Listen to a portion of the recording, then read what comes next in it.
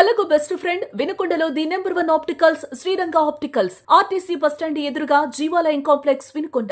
I checkup కోసం ఇప్పుడే Sriranga opticals ని సంప్రదించండి. పల్నాడు జిల్లా కోసూరు మండలంలో కొండపై వెలిసిన యోగానంద నరసింహస్వామి దేవాలయంలో ఈ రోజు వైకుంఠ ఏకాదశి సందర్భంగా భక్తులు విశేషంగా వచ్చి స్వామివారి తీర్థ ప్రసాదాలు స్వీకరించారు. దాంతో పాటు ఇక్కడ కొన్ని వందల సంవత్సరాల నుంచి వెలిసిన స్వయంభు అని చెప్తున్నారు. ఇక్కడ ప్రాచీనంగా వెలిసిన యోగానంద నరసింహస్వామి దేవస్థానంలో ఒక విశేషత ఉంది. అది ఏంటంటే పూర్వం వర్షాలు పడిన సమయంలో ఎక్కువ మంది ఇక్కడికి వచ్చి అభిషేకం లాంటి చేసి పాల పొంగల్లో పెట్టి దాంతో పాటు స్వామి వారికి పాల పొంగలతో తయారు చేసినటువంటి నైవేద్యం ఏదైతే ఉందో పరవాణంలాగా తయారు చేసి స్వామి వారికి పోయటం వల్ల అది కింద పైనుంచి నరసింహస్వామి కొండ దగ్గర నుంచి ఎదురుగా చెరువు కనపడుతుంది. ఆ చెరువులోకి వెళ్తా ఉండేది. వెళ్ళిన తర్వాత సాయంత్రం అయ్యే సమయానికి పెద్ద వర్షాలు పడాయని ఒక ప్రాచీన నమ్మకం అయితే ఉంది. అలాగే ఇక్కడ చాలా మంది భక్తులు చెప్తుంది ఏంటంటే వారు మేము చిన్నప్పటి నుంచి చూస్తానే ఉన్నాము, నరసింహస్వామి చాలా అంటే చాలా పవర్ఫుల్ స్వామి అని చెప్తున్నారు.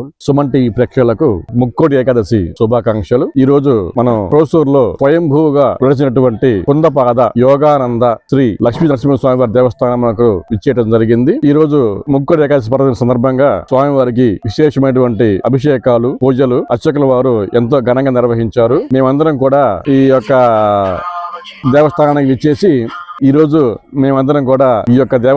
విచ్చేసి స్వామివారి పూజల్లో పాల్గొని స్వామివారి యొక్క కైంకర్యాలను ప్రత్యక్షంగా వీక్షించి వీక్షించడం జరిగింది. భక్తులు 50 మంది కూడా ఈ యొక్క క్షేత్ర దర్శించుకోవడం జరిగింది. స్వామివారికి విశేష పూజ కార్యక్రమం జరిగినాయి. యొక్క ఎంతో విశిష్టత కలిగినటువంటిది. ఇక్కడ స్వామివారు స్వయంభూగా వెలసి ఉన్నారు. సుమన్ టీవీ ప్రేక్షకులకు ముక్కోటి ఏకాదశి శుభాకాంక్షలు. ఈ శ్రీ కుందపాద యోగానంద ఐశ్వర్ లక్ష్మీ నరసింహస్వామి గుడి కొన్ని వేల సంవత్సరాల నుంచి ఉన్నది. కానీ ఇది వరద వస్తే అకాల వర్షాలు వారం లేక 4-5 నెలలు ఉండి చెరువు ఎండిపోతే అందరూ కలిసి వరద పాసం వస్తే పైనుంచి కిందకి నేల తగిలేసరికి కుమోష్టి కలిసి పూర్తిగా చెరువు నిండేదని నానుడి. దీంట్లో నేను 2 సార్లు పోసాను వరద పాసం కూడా. శ్రీ కుందపాద యోగానంద ఐశ్వర లక్ష్మీ నరసింహ వారు అంతటి మహత్వ కలిగిన వారు. 2016లో హుజూర్ నగర్ నుంచి రాజ్యలక్ష్మి గారిని ఒక ఆడామ వచ్చి గుడి బాగు చేసింది. ఒక మహిళ ఒక ఆడామ ఎక్కడి నుంచో వచ్చి 50 రోజులు ఇక్కడ ఉండి మహిళ వచ్చి మొత్తం గుడి అంతా శుభ్రం చేసి 50 రోజులు ఇక్కడే ఉన్నాయి, అన్ని బాగు చేసింది. ఆమె వచ్చిన తర్వాత గుడి ప్రశస్తంలోకి వచ్చినది. తర్వాత ఆమె వచ్చి మా ఇంటికి వచ్చి అన్నయ్య మీ ఇంటి నుంచి నైవేద్యం కావాలంటే అప్పుడు రోడ్డు వేసాం. కేదారి బ్రదర్స్ కలిపి